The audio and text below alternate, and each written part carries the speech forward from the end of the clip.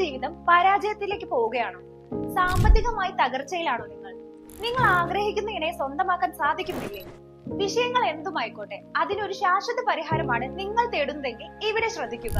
നൂറ്റാണ്ടുകൾ പഴക്കമുള്ള ജ്യോതിഷ കുടുംബാംഗവും 27 വർഷത്തെ ജ്യോതിഷ പാരമ്പര്യവുമുള്ള ജ്യോതിഷൻ ഇരവി പെരൂർ പ്രസാദിന്റെ സേവനം ഇപ്പോൾ നിങ്ങൾക്ക് ലഭ്യമാണ്. നിങ്ങളുടെ ഏതുവിധ പ്രശ്നങ്ങളും ജ്യോതിഷത്തിലൂടെ മനസ്സിലാക്കി പരിഹാരം നിർദ്ദേശിക്കുന്നു. ഞങ്ങളുടെ ജ്യോതിഷാലയത്തിന് ഓൺലൈൻ കൺസൾട്ടേഷൻ ഉണ്ടായിരിക്കുന്നതാണ്. ഉടൻ ബന്ധപ്പെടുക. കൂടുതൽ വിവരങ്ങൾക്കും കൺസൾട്ടേഷനുമായി താഴെ കാണുന്ന വാട്സ്ആപ്പ് നമ്പറിൽ ബന്ധപ്പെടുക. ഞങ്ങളുടെ Sreebhadra astrology research centre YouTube ചാനലും പേജുകളും സന്ദർശിക്കുക. നമസ്കാരം.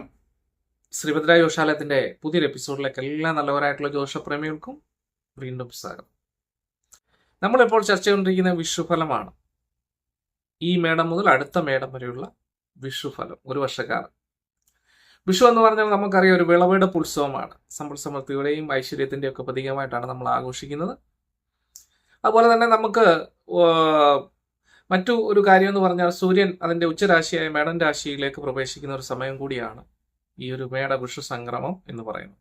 അതുകൊണ്ട് തന്നെ ഓരോ നക്ഷത്രക്കാർക്കും അവരുടെ ജീവിതത്തിൽ കുറേയേറെ മാറ്റങ്ങൾ അനുഭവപ്പെടും. ഇനി നമ്മൾ പറയാനുള്ളത് ഭരണി നക്ഷത്രത്തെ പറ്റിയാണ്. ഭരണി നക്ഷത്രക്കാർക്ക് പൊതുവിൽ ഇപ്പോൾ ചില പ്രശ്നങ്ങളോടാണ് കടന്നു പോകുന്നത്. ചില പ്രശ്നങ്ങൾ എന്ന് പറഞ്ഞു കഴിഞ്ഞാൽ അവർക്ക് ഏഴശനി സ്റ്റാർട്ടിങ് ആയിട്ടുണ്ട്. ഏഴശനിയിൽ 12ാം ഭാവത്തിൽ ശനി സഞ്ചരിക്കുന്ന ഒരു കാലമാണ് ഇപ്പോൾ. അതോടൊപ്പം തന്നെ വ്യാഴത്തിന് സ്ഥിതി അനിഷ്ടസ്ഥിതിയാണ്. അപ്പൊ അങ്ങനെയുള്ള ഒരു സ്ഥിതിയിലാണ് ഈ ഭരണി നക്ഷത്രക്കാർ പൊതുവിൽ ഇപ്പോൾ പോകുന്നത്. അതായത് മേടക്കൂറിൽപ്പെട്ടവർ, അശ്വതി, ഭരണി, കാർത്തികയുടെ ആദ്യ 15 നാഴികയും ചേർന്ന മേടക്കൂറിൽപ്പെട്ട നക്ഷത്രക്കാര് ഇപ്പോൾ സഞ്ചരിച്ചുകൊണ്ടിരിക്കുന്ന അവസ്ഥയാണ് പറയുന്നത്. അപ്പൊ ഇങ്ങനെ വരുമ്പോൾ പലവിധ മാനസികമായിട്ടുള്ള പ്രയാസങ്ങളോടൊക്കെ ഈ നക്ഷത്രക്കാർ കടന്നു പോകും. ജീവിത പ്രശ്നങ്ങള്, അധികമായിട്ടുള്ള ടെൻഷനും കാര്യങ്ങളൊക്കെ ഉണ്ടായേക്കാം. ജോലി സംബന്ധമായ മേഖലയിൽ പലവിധ പ്രശ്നങ്ങളോടൊക്കെ പോയേക്കാം. അപ്പം അങ്ങനെയുള്ള പലവിധ പ്രശ്നങ്ങൾ, മാനസികമായിട്ട് അധികമായിട്ടുള്ള ടെൻഷനുകളിലൂടെ കടന്നു പോകുന്നത് കൊണ്ട് തന്നെ അവർക്ക് ജീവിതത്തിൽ ഒന്നും നേടാൻ പറ്റാത്തൊരവസ്ഥയാണ് ഈ ഒരു വർഷക്കാലത്തിൽ ഇപ്പോൾ നടന്നുകൊണ്ടിരിക്കുന്നത്. പക്ഷേ വിഷമിക്കേണ്ടതില്ല, വ്യത്യാസം ഉണ്ടാവും എന്ന് പറഞ്ഞു കഴിഞ്ഞാൽ അവരുടെ ഒരു ജൂൺ മാസത്തിന് ശേഷം അവരുടെ ജീവിതത്തിൽ കുറച്ച് സാരമായിട്ടുള്ള വ്യത്യാസങ്ങൾ, ഈശ്വരാധീനം വർദ്ധിക്കുന്നത് മുഖേന ഉണ്ടാവുന്ന ജീവിത വിജയങ്ങൾ, ടെൻഷനുകളിൽ നിന്നൊക്കെയുള്ളൊരു മോചനം, അതുപോലെ തന്നെ ജോലി സംബന്ധമായിട്ടുള്ള മേഖലകളിൽ ഉയർച്ച ഉണ്ടാകുക, നല്ല ജോലി ലഭിക്കുക ഇത്യാദി കാര്യങ്ങളൊക്കെ ഉണ്ടാകും. അതുപോലെ തന്നെ നമുക്ക് വിദേശ സംബന്ധമായിട്ടുള്ള ജോലികളൊക്കെ തേടിപ്പോകാൻ ആഗ്രഹിക്കുന്നവരും ഉന്നത വിദ്യാഭ്യാസ മേഖലയിലൊക്കെ പോകാൻ ആഗ്രഹിക്കുന്നവരും ഒക്കെ തന്നെ ഇപ്പോൾ ഉണ്ട് അല്ലേ. അവരൊക്കെ ഇത് വെയിറ്റ് ചെയ്ത് വേണ്ടിയിരിക്കുകയാണ്. പിന്നെ അതുപോലെ തന്നെ പലവിധ പ്രശ്നങ്ങൾ മുഖേന നമുക്ക് നമ്മുടെ രാജ്യം വിട്ട് അന്യരാജ്യങ്ങളിൽ പോയി പ്രശ്നങ്ങൾ അഭിമുഖീകരിക്കേണ്ട അവസ്ഥ വന്നു ചേർന്ന ആൾക്കാരുണ്ട് ഇപ്പോഴും. അതോടൊപ്പം തന്നെ വിദേശങ്ങൾക്ക് പോയി ജോലി കറക്റ്റായിട്ട് ലഭിക്കാത്ത ആൾക്കാരുണ്ട്. അങ്ങനെയൊക്കെയുള്ള ആൾക്കാർ ഇപ്പോൾ ഈ ഒരു അവസ്ഥയിൽ നിൽക്കുന്നുണ്ടെന്ന് എനിക്കറിയാം. പക്ഷെ എല്ലാവരെയും ചേർത്തല്ല പറയുന്നത്. ഇതൊരു പൊതുഫലമായിട്ട് മാത്രം നിങ്ങൾ കണക്കാക്കുക. കാരണം നമ്മുടെ ദശാകാലം, അതുപോലെ തന്നെ നമ്മുടെ ഗ്രഹങ്ങളുടെ പേര്, ഇതൊക്കെ ആശ്രയിച്ച വ്യത്യാസങ്ങൾ അനുഭവപ്പെടും കേട്ടോ. എങ്കിലും പൊതുഫലം എന്ന നിലയ്ക്ക് ഇപ്പോൾ കുറച്ച് ദുരിതകരമായിട്ടുള്ള അവസ്ഥ തന്നെയാണ്.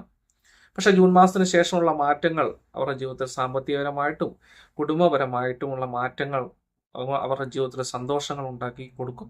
അതുപോലെ തന്നെ പിന്നെ മറ്റ് വിനോദ മേഖല, അതല്ലെങ്കിൽ നമുക്ക്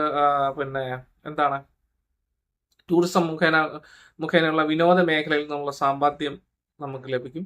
സംഗീതം, സാഹിത്യം, കല ഇത്യാദി മേഖലകളിലൊക്കെ കഴിവ് തെളിയിക്കാനായിട്ടുള്ള അവസരം ഇവർക്ക് വന്നു ചേരും. നല്ല സുഹൃത്തുക്കൾ മുഖേന ജീവിതത്തിൽ വളരെയധികം ഗുണാനുഭവങ്ങൾ ഈ ജൂൺ മാസത്തിന് ശേഷം അവർക്ക് ഉണ്ടാവും. രോഗദുരിതങ്ങളൊക്കെ അകന്നു പോകും.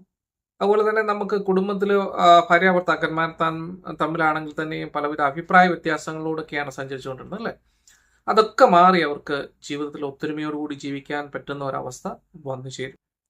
അപ്പൊ ഇങ്ങനെയുള്ള പൊതുവിൽ നല്ല ഗുണാനുഭവങ്ങൾ ഇവർക്ക് ജൂൺ മാസത്തിന് ശേഷം ഉണ്ടാവുന്നതാണ്. ഇപ്പോഴത്തെ അവസ്ഥയിൽ കുറച്ച് പരിതാപകരമാണെന്ന് ഞാൻ പറഞ്ഞല്ലോ അല്ലെ. അപ്പൊ അതുകൊണ്ട് നമ്മൾ നന്നായിട്ട് പ്രാർത്ഥിക്കുക, പ്രാർത്ഥന മുടങ്ങാതെ ചെയ്യുക. ഇതുകൊണ്ടൊക്കെയുള്ള അതായത് നമ്മൾ ദേവാലയങ്ങൾ, നിങ്ങൾ എവിടെയാണ് പോകുന്നത്, ഇപ്പം പിന്നെ നിസ്കരിക്കുന്ന ആൾക്കാരാണെങ്കിൽ മുടങ്ങാതെ നിസ്കരിക്കുക. ചർച്ചിൽ പോകുന്ന ആൾക്കാരാണെങ്കിൽ ആ പള്ളിയിൽ ഞായറാഴ്ച ദിവസം മുടങ്ങാതെ പോകുക, പ്രാർത്ഥിക്കുക, കുർബാന കൊള്ളുക ഇത്യാദി കാര്യങ്ങൾ ചെയ്യുക. പിന്നെ അതുപോലെ തന്നെ നമ്മുടെ ഹിന്ദു ദേവാലയങ്ങളിൽ പോകുന്ന ആൾക്കാരൊക്കെയാണ് മുടങ്ങാതെ വിഷ്ണു ക്ഷേത്രത്തിൽ പോയി ദർശനം നടത്തി പ്രാർത്ഥിക്കുക, ശനീശ്വരനെ ഭജിക്കുക ഇത്യാദി വഴിപാടുകളൊക്കെ ഇപ്പോൾ ഇവരുടെ ഒരു ജീവിതം മെച്ചപ്പെടുത്തുന്നതിന് വളരെ നല്ലതാണ് കേട്ടോ. പ്രത്യേകിച്ച് ശനി സംബന്ധമായിട്ടുള്ള ദോഷങ്ങൾ ഏറി നിൽക്കുന്ന ആൾക്കാരാണ് ഇപ്പോൾ നിങ്ങൾ. അപ്പൊ അതുകൊണ്ട് തന്നെ നിങ്ങൾ ശനീശ്വരനെ ഭജിക്കുക. ശനിയാഴ്ച ദിവസം ശാസ്ത്രാപ്രതീകരമായിട്ടുള്ള കർമ്മങ്ങൾ ചെയ്യുക, ശനീശ്വര മന്ത്രം ജപിക്കുക. അതൊക്കെ ഏഴശനിയുടെ അതായത് 12 നിൽക്കുന്നത് കൊണ്ട് തന്നെ നിങ്ങൾക്ക് പലവിധ തടസ്സങ്ങളിലൂടെ മനപ്രയാസങ്ങളിലൂടെ പോകുന്നത് ഞാൻ ആദ്യമേ പറഞ്ഞിരുന്നു അല്ലേ. അപ്പൊ അതുകൊണ്ട് ശനീശ്വരനെ ഭജിക്കുന്നത് നിങ്ങൾക്ക് വളരെ നല്ലതാണ്. മുടങ്ങാതെ അത് ചെയ്യുക കേട്ടോ. അപ്പൊ എന്തൊക്കെയാണെങ്കിലും ഈ ഒരു ജൂൺ മാസത്തിന് ശേഷം നിങ്ങളുടെ ജീവിതത്തിൽ ഒത്തിരി വ്യത്യാസങ്ങൾ വന്നു ചേരും എന്ന് പ്രതീക്ഷിക്കുന്നു. അപ്പൊ ഇത് കണ്ടുകൊണ്ടിരിക്കുന്ന എല്ലാവർക്കും ശ്രീഭദ്ര ജ്യോതിഷാലയത്തിന്റെ നന്ദി അറിയിക്കുന്നു. നന്ദി, നമസ്കാരം.